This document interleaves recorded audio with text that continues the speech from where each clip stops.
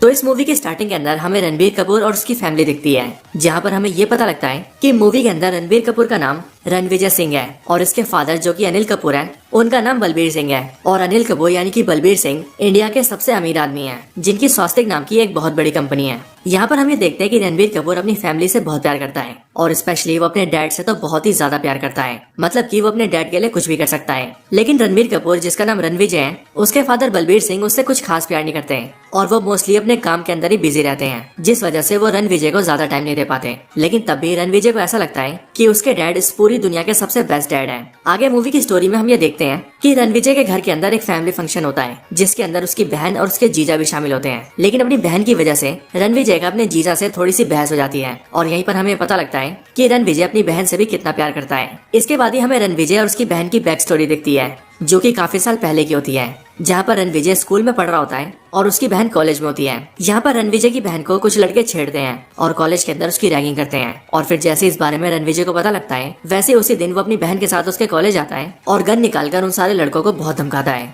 लेकिन जब वो अपनी बहन के साथ कार से वापस आ रहा होता है, तभी कुछ और लड़के उसकी बहन को छेड़ना शुरू कर देते हैं और बाइक से उसकी कार का पीछा करते हैं। ये देखकर उसकी बहन काफी डर जाती है, लेकिन रणविजय अपनी गाड़ी से उन लड़कों को टक्कर मार देता है, जिससे कि वो सारे लड़के गिरकर घायल हो जाते हैं। लेकिन जब वो लोग घर जाते हैं, तब रणविजय के फादर बलबीर सिंह उसे चाटा मारते हैं और वो रणविजय से कहते हैं कि वो एक गुंडा है, इसीलिए वो उसे बोर्डिंग स्कूल में भेज देते हैं। जिसके बाद रणविजय की पढ़ाई बोर्डिंग स्कूल में होती है। इसके बाद कहानी फिर से प्रेजेंट में आती है, जहाँ पर हम ये देखते हैं कि रणविजय की बहन उससे कहती है कि उसे अपने जीजा से सॉरी बोलना चाहिए और फिर इसीलिए अपनी बहन की वजह से वो अपने जीजा से माफी मांग लेता है। बट रणविजय के फादर को उसका एटीट्यूड बिल्कुल पसंद नहीं आता और इसीलिए वो रणविजय को डांटते हैं, जिस वजह से रणविजय और उसके फादर बलबीर सिंह के बीच आर्गुमेंट हो जाती है। और उसी आर्गुमेंट की वजह से रणविजय के फादर उससे कहते हैं कि वो घर छोड़कर चला जाए। इसके बाद रणविजय घर छोड़ देता है और वो अपनी गर्लफ्रेंड के साथ जाकर उससे एक मंदिर में शादी कर लेता है और उसके साथ सीधा यूएसए में शिफ्ट हो जाता है। इस मूवी के अंदर रणविजय की वाइफ रश्मिका मंडाना है, जिसका मूवी के अंदर नाम गीतांजलि होता है। यूएस में रहने के दौरान उनके बच्चे भी होते हैं और वो वहाँ पर काफी खुश रहते हैं।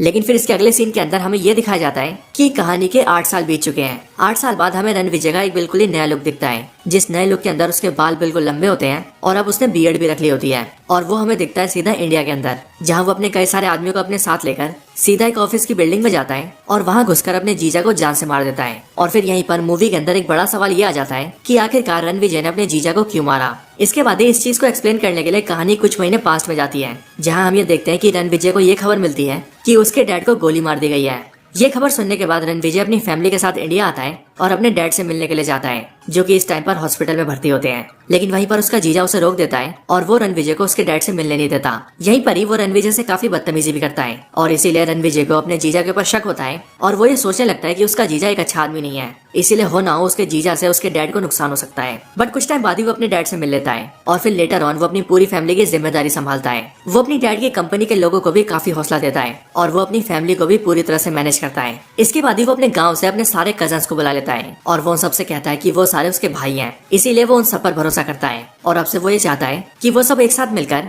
फैमिली को प्रोटेक्ट करें और अपने दुश्मनों को ढूंढ ढूंढ कर मारे। रणविजय ये भी समझ जाता है कि उसके डैड के ऊपर फिर से हमला हो सकता है और इसीलिए वो अपने डैड का एक बॉडी डबल बनाता है, जो कि बिल्कुल उसके डैड की तरह दिखता है और वो अपने डैड की जगह उसे बाहर भेजने लगता है। और फिर इसी दौरान एक दिन उसके डैड का बॉडी डबल रात को कार से जा रहा होता है, लेकिन तभी बहुत सारे गुंडे उसकी कार को घेर लेते हैं और गोली चलाकर उस बॉडी डबल को मार देते हैं। इसके बाद ही रणविजय को इस बारे में पता लगता है और वो इस बात से काफी दुखी होता है। बट अगले दिन जब उसका जीजा उसके घर आता है, तब वो ये देखता है कि रणविजय का बाप जिंदा है और फिर यहीं से हमें ये पता लग जाता है कि रणविजय बिल्कुल सही था और उसके डैड के ऊपर हमला करवाने के पीछे और किसी का नहीं बल्कि उसके जीजा का ही हाथ था। यहीं पर ही रणविजय अपने जीजा को एक बंदे से फोन पे बात करते हुए सुन लेता है, जहाँ पर उसका जीजा फोन पर कह रहा होता है कि आखिरकार तुमने कैसा हमला किया, बलबीर सिंह तो अभी भी जिंदा है। और फिर ये सब जानने के बाद ही रणविजय अपने जीजा को जान से मार देता है, जिससे हमें भी स्टोरी क्लियर होती है और हमें इस बात का आंसर मिल जाता है कि क्यों उसने अपने जीजा को मारा था। इसके बाद रणविजय अपने आदमियों के साथ अपने होटल में जाता है और वहाँ पर वो कई सारे गन्स की टेस्टिंग कर रहा होता है। लेकिन तभी हम ये देखते हैं कि अचानक से रणविजय के होटल के ऊपर हमला हो जाता है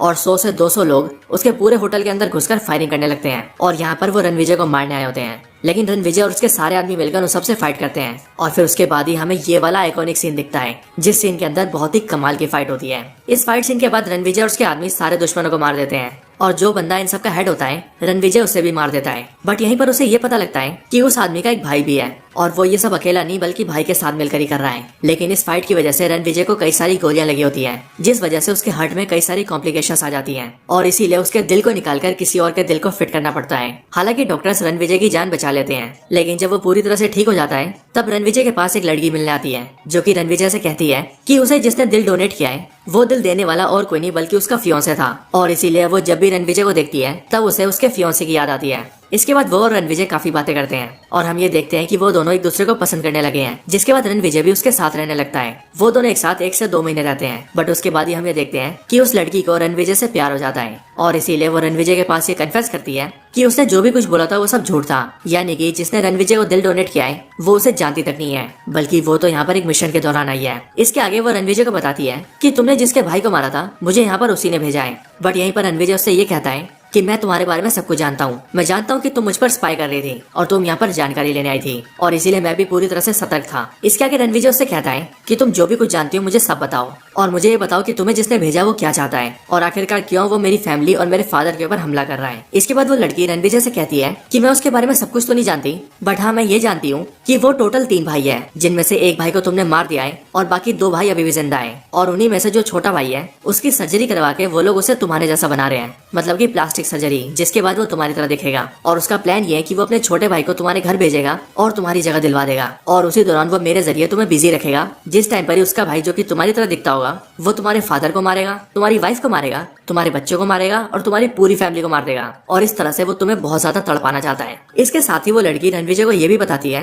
कि मैं ये जानती हूँ कि वो तुम्हारा करीबी है, और वो इसीलिए क्योंकि वो तुम्हारे फादर को चाचा कहता है, और हाँ वो तुम्हारे दादा को भी जानता है। ये बात सुनते ही रणविजय सीधा अपने दादा के पास जाता है और वो अपने दादा और पापा से बात करते हुए उनसे पूछता है कि आखिरकार हमारी फैमिली के अंदर कोई झगड़ा हुआ था क्या। जो सुनकर उसका दादा उसे ये बताता है कि असल में उसके दादा 3 भाई थे, जिनमें से उसके बड़े भाई गाँव में रहते थे और वो अपने छोटे भाई के साथ शहर में आया था और इस कंपनी को स्टार्ट किया था, लेकिन उनका छोटा भाई धोखेबाज था और उसने उन्हें कई बार धोखा दिया था, और इसीलिए उन्होंने उसे कंपनी से निकाल दिया था। जिसके बाद ही उनके छोटे भाई ने देश छोड़ दिया था और रिलीजन चेंज करके उसने 2-3 शादियां कर ली थी, जिसके बाद उसके कई बच्चे भी हुए थे, बट लेटर ऑन वो डिप्रेशन में आ गया था और उसने खुद को जलाकर सुसाइड कर लिया था। मेरे भाई के मरने के बाद उसका बेटा हमारे पास आया था और वो कंपनी से अपना हिस्सा मांग रहा था, लेकिन हमने उसे भगा दिया और उससे ये बोला कि इस कंपनी को हम लोगों ने खड़ा किया है, तुम्हारा बाप 1 नंबर का धोखेबाज है और इसीलिए तुम लोगों का इस पर कोई हिस्सा नहीं है, और इसीलिए तब से उनके बच्चे और उनके बच्चे हमें बर्बाद करना चाहते हैं और हमें मारकर बदला लेना चाहते हैं। इन सारी बातों को समझने और जानने के बाद रणविजय फैसला करता है कि वो अपने दुश्मन को खत्म कर देगा, और इसीलिए वो अपनी टीम लेकर उसके बारे में इंक्वायरी करता है, जिस पर उसे पता लगता है कि वो स्कॉटलैंड में रहता है, और इसीलिए रणविजय अपनी पूरी टीम के साथ स्कॉटलैंड जाता है और उसके घर पर अटैक कर देता है। अटैक के अंदर वो उसके सारे आदमियों को मार देता है, लेकिन यहीं पर ही हमें ये पता लगता है कि असल में जो रणविजय का दुश्मन है वो और कोई नहीं बल्कि बॉबी देओल है। यहीं पर बॉबी देओल बचकर घर से निकल जाता है और वो सीधा एयरपोर्ट चला जाता है ताकि वो देश छोड़कर भाग सके और रणविजय से बच सके, लेकिन रणविजय उसका पीछा करते हुए सीधा एयरपोर्ट पहुंच जाता है और वहां जाकर उसे पकड़ लेता है। यहीं पर रणविजय के आदमी बॉबी देओल को मारने वाले होते हैं, लेकिन रणविजय अपने आदमियों को रोक देता है और वो सबसे कहता है कि इसे सिर्फ मैं ही मारूंगा। इसके बाद रणविजय और बॉबी देओल के बीच 1-on-1 फाइट होती है और फिर यहीं पर हमें कमाल का आइकॉनिक फाइट सीन दिखता है। इस फाइट सीन के अंदर पहले तो बॉबी देओल रणविजय को बहुत मारता है, लेकिन फिर रणविजय बॉबी देओल को बहुत मारता है और फिर उसे बीट करने के बाद वो उसे एक मौका देता है। वो बॉबी देओल से कहता है कि वो उसे आखिरी मौका दे रहा है, वो चाहे तो सुधर सकता है और उसके डैड को मारने की कोशिश छोड़ सकता है, और अगर वो ऐसा करता है तो वो भाइयों की तरह रह सकते हैं। लेकिन बॉबी देओल ऐसा करने से मना कर देता है, जिस वजह से रणविजय बॉबी देओल को मार देता है और फिर इसके बाद ही वो अपने घर वापस आ जाता है। वापस आने के बाद रणविजय बहुत खुश होता है और इसीलिए वो अपनी पूरी फैमिली के साथ दिवाली सेलिब्रेट करता है। इसके बाद वो खुशी से अपने डैड से मिलता है और फिर यहीं पर ही ट्रेलर का ये वाला सीन आता है, बट साथ ही साथ रणविजय को ये भी पता लगता है कि उसके डैड बलबीर सिंह को ब्लड कैंसर है और वो 3 से 6 महीने में मरने वाले हैं, और इसीलिए वो दोनों एक दूसरे से बहुत बातें करते हैं और रणविजय के डैड बलबीर सिंह रणविजय से माफी भी मांगते हैं। वो उससे कहते हैं कि वो जानते हैं कि वो बचपन से कभी भी उसे सही से टाइम नहीं दे पाए और वो एक अच्छे पिता नहीं बन पाए, लेकिन अब वो सब एक फैमिली की तरह रहना चाहते हैं। और फिर इसके बाद ही रणविजय और उसके डैड एक बार फिर से रीयूनाइट हो जाते हैं और इनकी पूरी फैमिली हैप्पी रहने लगती है। लेकिन यहीं पर जहां हमें लगता है कि मूवी एंड होने वाली है, वहीं पर एंडिंग में एक कमाल का सीन आता है, जिस सीन के अंदर हम बॉबी देओल के उसी भाई को देखते हैं जिसकी सर्जरी करके उसे रणविजय जैसा बनाया गया था। यहाँ पर हम ये देखते हैं कि रणविजय का वो भाई एक प्रोफेशनल किलर है और यहाँ पर उसने रणविजय के 2 आदमियों को पकड़ा होता है और वो यहाँ पर कहता है कि उसने मेरे दोनों भाइयों को मारा है और इसीलिए अब मैं उसके पूरे परिवार को मारूंगा और उससे अपने भाइयों की मौत का बदला लूंगा। और फिर ये बोलकर वो रणविजय के उन दोनों आदमियों को मार देता है, वो भी बहुत ही बुरी तरह से। और फिर यहीं पर हमें एनिमल पार्ट 2 का हिंट दिया जाता है, जहाँ से हमें ये पता लगता है कि नेक्स्ट मूवी के अंदर बॉबी देओल का भाई रणविजय से फाइट करेगा। और क्योंकि वो भी रणविजय जैसा दिखता है, इसलिए उस मूवी के अंदर रणविजय वर्सेस रणविजय होगा। और फिर इसके साथ ही ये मूवी यहीं पर एंड हो जाती है। तो दोस्तों यही थी वीडियो एनिमल मूवी की स्टोरी के ऊपर। आप सभी को वीडियो कैसी लगी और मूवी की स्टोरी कैसी लगी मुझे कमेंट्स में जरूर बताएं।